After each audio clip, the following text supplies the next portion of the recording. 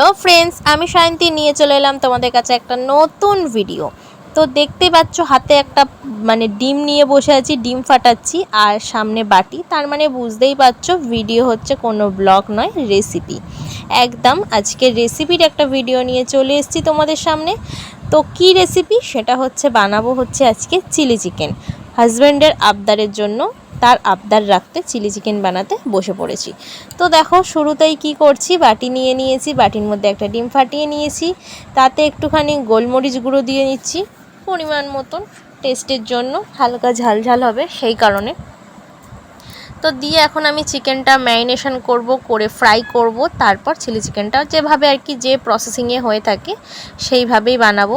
তাই ভাবলাম তোমাদের সাথে একটু শেয়ার করি, তাই চলে এলাম ভিডিওটা শেয়ার করব বলে। তো স্ট্যান্ডে বসিয়ে করছি, একটু অসুবিধা হবে, তোমরা প্লিজ একটু দেখে নিও। তো দেখো ডিমের মধ্যে গোলমরিচটা দেওয়ার পর ডিমটাকে একটু ঘেটে নিলাম, নিয়ে চিকেনটা কিন্তু আমি দিয়ে দিয়েছি। চিকেনটা দিয়ে এখন ভালো করে চিকেনটা মাখিয়ে নিচ্ছি। আর আমি এখানে দিলাম অল্প করে একটুখানি ময়দা। তার কারণ কর্নফ্লাওয়ারটা আমি গুলে দেবো জলে, তো এখানে আমি একটু ময়দার কোটিংটা দিলাম। তো চলো এখানে ময়দা দিয়ে একটুখানি ভালো করে মাখিয়ে নিচ্ছি চিকেনটাকে, নিয়ে এবার এটাকে রাখবো, রেখে তারপর ফ্রাই করতে হবে। তো আমি কিভাবে করি সেটাই তোমাদের সাথে শেয়ার করছি। তো আমার এই ভিডিওর মধ্যে যদি কোনো ভুল ভ্রান্তি থেকে থাকে বা মনে হয় তোমাদের এটার বদলে ওটা করলে ভালো হয়, তো অবশ্যই আমাকে কমেন্টের মাধ্যমে কিন্তু তোমরা জানাতে ভুলো না, তাহলে আমারও নতুনভাবে শেখা হয়ে যাবে। তো আমি যেভাবে বানাই সেটাই তোমাদের সাথে শেয়ার করছি। তো চলো তোমরা। তো দেখতে পাচ্ছ এখানে আমি কড়া বসিয়ে দিয়েছি, দিয়ে কড়ায় তেল গরমও হয়ে গেছে। আর আমি এবার ওই ম্যারিনেশন করা চিকেনটা একটা একটা করে দিয়ে দিচ্ছি, দিয়ে আস্তে আস্তে সব কটাকে এখন ফ্রাই করে নেবো। আর খুব মিডিয়াম থেকে লো আঁচে রেখেছি, রেখে এটাকে ফ্রাই করছি, কেননা ফুল আঁচে দিয়ে দিলে তো ওপর থেকে তাড়াতাড়ি লাল হয়ে যাবে। তো সেই কারণে মিডিয়ামে দিয়ে এটাকে স্টিমে আস্তে আস্তে করছি। তো উল্টে পাল্টে দিয়ে সব কটাকে ভালোভাবে ফ্রাই করে নিতে হবে। তো সব কটা চলো ফ্রাই করে নিই, নিয়ে তোমাদেরকে আবার দেখাচ্ছি।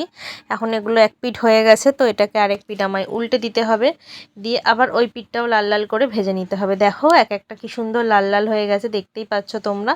তো এইভাবেই আমি সব কটাকে সুন্দরভাবে ভেজে নেব। নেওয়ার পর তারপর আর কীভাবে করছি তোমাদেরকেও দেখাচ্ছি, সাথে থাকো, দেখতে থাকো। তো তোমরা দেখতেই পাচ্ছ আমার এটা কিন্তু ভাজা হয়ে গেছে। তো এবার এগুলোকে আমি ভালো করে তেলটা ঝরিয়ে ছাঁচার সাহায্যে আর কি নিচ্ছি, যাতে তেলটা ভালো মতো ঝরে যায়। তো ঝরিয়ে ঝরিয়ে আমি এগুলো তুলে নিচ্ছি, কেননা এখনও বাকি আছে ভাজতে। একটা করার একবারেই তো আর সব ভেজে ফেলা যায় না, তো সেই কারণে অল্প অল্প করে ভাজছি। তো প্রথমে কটা ভেজে নিলাম, নিয়ে এগুলোকে তুলে রাখলাম, রেখে আর যেটুকু বাকি আছে সেটাকে আবার কড়ার মধ্যে আমি এখন দিয়ে দিচ্ছি, দিয়ে এগুলোকেও উল্টে পাল্টে যেরকম লাল লাল করে ভেজেছি ওইভাবে ভেজে নেবো। তো চলো এগুলো এবার ভেজে নেওয়া যাক উল্টে পাল্টে। ওগুলো তো তুলে রেখেছি, এগুলো ভাজা হয়ে যাক, তারপর মেন রান্নাটা শুরু করব। দেখো এগুলো ভাজা হয়ে এসছে, লাল লাল হয়ে গেছে। তো এগুলোকে এবার নামিয়ে নেব। তো তার ফাঁকে তোমাদের দেখিয়ে দিচ্ছি কি কি সবজি কেটেছি, ক্যাপসিকাম, পেঁয়াজ আর লঙ্কা।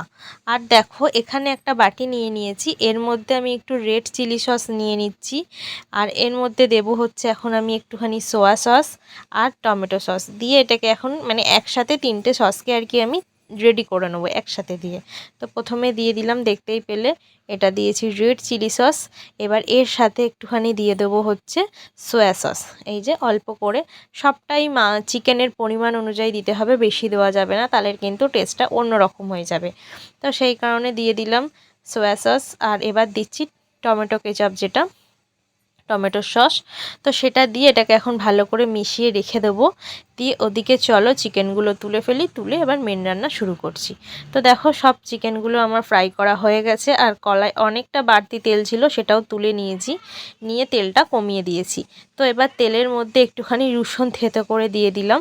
তো রসুনটা থেতো করে দেওয়ার পর এটাকে একটুখানি ভাজা ভাজা করে নিচ্ছি, একটুখানি আদা কুচিও দিয়েছি, পেস্ট বা কুচি যেটাই দেওয়া যায় তো দিয়ে দিলাম। দিয়ে আদা রসুনটা হয়ে আসলে এখানে আমি পেঁয়াজগুলো যে কেটে রেখেছিলাম কিউব কিউব করে, সেই পেঁয়াজগুলোকে আমি এখন দিয়ে দিলাম। ক্যাপসিকামটা একটু পরে দেবো, দিলে ক্যাপসিকামের কালারটা চলে যাবে তাড়াতাড়ি দিলে।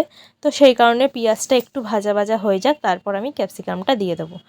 তো এবার দেখো ক্যাপসিকামটাও আমি দিয়ে দিয়েছি। দিয়ে এবার এটাকেও একটুখানি কিছুক্ষণ নাড়বো। আর এর সাথে এখন আমি যে কাঁচা লঙ্কাগুলো রেখেছি কাঁচা লঙ্কাগুলোও দিয়ে দিলাম। তো চলো এগুলো দিয়ে একটুখানি নাড়ি, একটুখানি ভাজা ভাজা হোক, তারপর এবার বাকি যা যা দেওয়ার আছে সেইগুলো আমি দেব। তো আমি তো এইভাবেই বানাই, আর কে কীভাবে বানাও কি করো প্লিজ আমায় জানিও, বারবারই তোমাদের বলছি, তাহলে আমিও শিখতে পারবো নতুনভাবে বানানোটা। তো প্লিজ আমায় কমেন্টে তোমরা জানিও যে অন্য আর কীভাবে বানানো যায় চিলি চিকেন। তো দেখো এগুলো আমি এখন একটু ভালো করে হালকা হাতে নেড়ে চেড়ে ভেজে নিচ্ছি, হয়েই গেছে বলতে গেলে প্রায় সব ভাজা ভাজা। তো এবার এগুলো হয়ে যাওয়ার পর এবার আমি এর মধ্যে দিয়ে দেবো হচ্ছে ওই যে সসটা রেডি করে রেখেছি না, সেই সসটা এখন আমি এর মধ্যে দিয়ে দেবো। তো ভাজা ভাজা প্রায় মোটামুটি কমপ্লিট আছে। তো এর মধ্যে এখন আমি এই সসটা ঢেলে দিচ্ছি। তো চলো দেখো সসটা আমি দিয়ে দিয়েছি, আর দিয়ে এবার এটাকে আর একটু কিছুক্ষণ আমরা এখন নেড়ে নেবো। বাটিটার মধ্যে যতটা আছে আর কি ভালো করে কাচিয়ে কুচিয়ে দিয়ে দিচ্ছি, দিয়ে এটাকে বেশ কিছুক্ষণ নেড়ে নেবো। আর হ্যাঁ অবশ্যই যেটা তোমাদের জানিয়ে রাখি, এর মধ্যে কিন্তু আন্দাজ করে পরিমাণ মতো কী দিতে হবে বলো তো, নুন। তো যাই হোক দেখো বাটিটা একটু হালকা করে জল নিয়ে ধুয়ে আমি দিয়ে দিলাম। দিয়ে এটাকে এখন এই পুরো সসগুলোর সাথে আর কি পেঁয়াজ ক্যাপসিকাম লঙ্কা এগুলোকে একটুখানি নেড়ে নিচ্ছি ভালো করে, একটু বেশ এগুলো আর কি মজে গেলে একটু জলও দিয়েছি দেখো। আর বললাম না পরিমাণ মতো নুনটা দিতে হবে, তো সেই কারণে পরিমাণ মতো নুনটাও দিয়ে দিলাম। তো দিয়ে এটাকে একটুখানি নেড়ে নিচ্ছি, নিয়ে এবার যে চিকেনগুলো ফ্রাই করে রেখে দিয়েছি ওই চিকেনগুলো আমি কিন্তু এবার দিয়ে দেবো। জানো আমি রান্নাটা করতে করতে কতগুলো চিকেন আমার ঘরে পটাপট হাপিস হয়ে গেছে, আমিও খেয়েছি আমার হাজব্যান্ডও খেয়েছে, ভালোই লাগছিলো ফ্রাই করা চিকেনগুলো খেতে। তো যাই হোক দেখতেই পেলে চিকেনগুলো আমি দিয়ে দিয়েছি, দিয়ে এখন এটাকে বেশ কিছুক্ষণ নাড়বো, একটুখানি কষিয়ে কষিয়ে নেব। আর চলো ওইদিকে একটুখানি কর্নফ্লাওয়ারটা জলের মধ্যে ঝট করে গুলে ফেলি। তো দেখো এখানে আমি একটু কর্নফ্লাওয়ার নিয়ে নিয়েছি, নিয়ে জল দিয়ে গুলে রাখছি। তো দেখো এখানে আমার চিকেনটা বেশ ফুটেও এসেছে কিছুক্ষণ, এবার আমি এই কর্নফ্লাওয়ারটা দিয়ে দিলাম হচ্ছে চিকেনের মধ্যে, দিয়ে এবার এটাকে অনবরত নাড়তে হবে। তো নেড়ে নেড়ে খুব সুন্দর একটা গ্রেভি তৈরি হয়ে যাবে। আর আমার চিকেনটাও টেস্ট করে একটুখানি দেখেছি যে নুন ফুনগুলো সব ঠিকঠাকই আছে। তো চলো এবার এটাকে এখন নাড়তে থাকি, নেড়ে নেড়ে সুন্দরভাবে করি। আর বেশি আমি মানে খুব একটা ঝোল ঝোল রাখবো না, হালকা গ্রেভি রাখছি।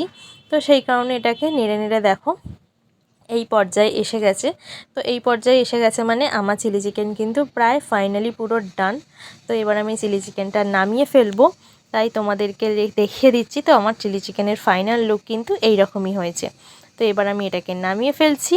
তো আজকের আমার এই চিলি চিকেনের রেসিপি তোমাদের কেমন লাগলো অবশ্যই তোমরা জানিও। আবার দেখা হবে অন্য কোনো ভিডিও। টাটা।